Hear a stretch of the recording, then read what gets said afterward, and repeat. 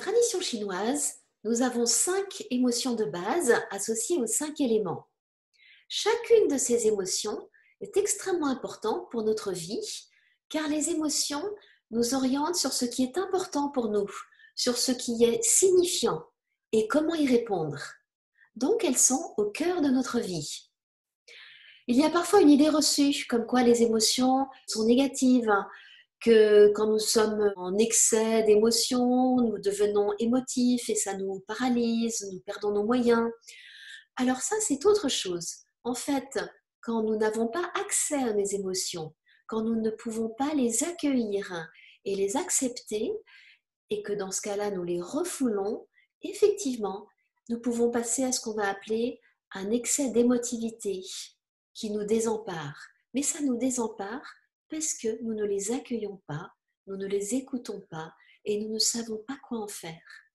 Donc, il est important d'apprendre à apprivoiser ces différentes émotions qui donnent de la couleur à notre vie, qui donnent du jus à notre quotidien. Elles sont extrêmement importantes et si nous les acceptons, si nous les intégrons dans notre royaume intérieur, dans notre être, elles sont des très bons curseurs pour percevoir si ce qui se passe dans notre vie est juste et nous correspond. Donc voyons-les d'un peu plus près. Nous avons associé à l'élément eau l'émotion de la peur. La peur est très utile. Elle nous renseigne sur un danger éventuel. À l'élément bois, nous avons la colère. La colère est très utile aussi. Elle nous informe d'une injustice et s'il y a quelque chose peut-être à rétablir. À l'élément feu est associée la joie. La joie est très importante aussi. Elle harmonise, elle invite au partage. À l'élément terre, nous avons la réflexion. Et la réflexion, c'est, en termes d'émotion, on pourrait dire que c'est de l'inquiétude. L'inquiétude, ou en tout cas la réflexion, nous permettent d'anticiper des difficultés éventuelles. Donc l'inquiétude a aussi sa raison d'être, peut être utile pour organiser et donner une direction à des difficultés. Et puis, à l'élément métal, nous avons la tristesse. Et la tristesse est utile parce qu'elle permet de faire le deuil et de laisser de la place à du nouveau. Donc, ces 5 émotions de base ont leur raison d'être, leur utilité. Par contre, elles doivent être maintenues en équilibre. Un excès de peur qui nous paralyse est nuisible. Mais un manque de peur qui nous empêche de voir un danger éventuel est tout aussi négatif. Donc, excès ou manque sont signes de déséquilibre. Il faut trouver le juste milieu et c'est ainsi pour chaque émotion. Une personne qui est incapable d'éprouver de la colère, tout comme une personne qui est toujours en colère ou très souvent en colère, colérique, ces deux extrêmes, aussi bien l'un que l'autre, sont signes de déséquilibre. Et ainsi de suite pour chacune des émotions. Donc chaque émotion a sa place, chaque émotion a sa raison d'être. Par contre, nous devons les maintenir en équilibre. Et ce qui est aussi très important de différencier, c'est éprouver l'émotion, ressentir l'émotion et quelle expression nous donnons à cette émotion.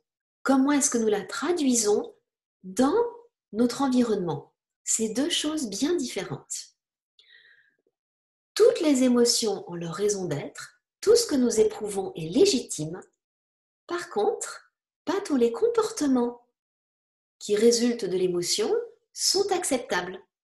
Par exemple, je peux éprouver une très grande colère, mais je ne peux pas tout casser ou nuire à quelqu'un ou me nuire à moi-même. On différencie le ressenti, l'éprouvé, du comportement. Le comportement va concerner les circonstances extérieures, notre environnement. On est dans ce qu'on appelle le ciel postérieur dans la tradition chinoise, et ce ciel postérieur a des limites. On est dans le monde de la matière, donc des barrières, des limites. Et là, pas tout est possible. Je ne peux pas casser, ni nuire à quelqu'un, ni à moi-même.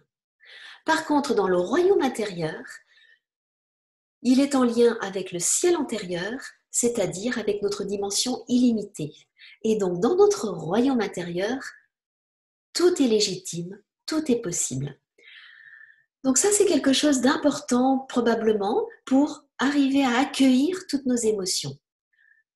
En sachant que je fais bien la différence entre mes comportements, l'expression de mon émotion, qui doit effectivement être dans un cadre acceptable, et le ressenti de mon émotion, l'éprouvé de mon émotion. Et pour terminer, je vous cite un passage du Nei Ching Tzu Wen, qui est l'ouvrage de référence en médecine traditionnelle chinoise. C'est un discours entre l'empereur jaune et son médecin. Au chapitre 19, nous pouvons lire « C'est ce qui arrive dans les états psychiques, tristesse, crainte, sympathie, joie et colère, qui se propagent selon le même cycle, causant des troubles qui peuvent être graves. Une joie excessive crée un vide dans le rein.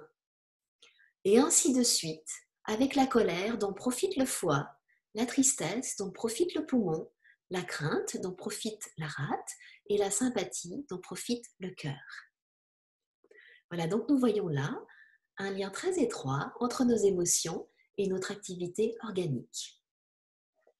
Donc, prenons bien soin de ces émotions. Elles sont utiles sur le plan corporel et physique, sur le plan émotionnel et sur notre équilibre en général. Je vous remercie de votre attention et puis je vous dis à bientôt pour d'autres découvertes de la tradition chinoise au service de notre équilibre.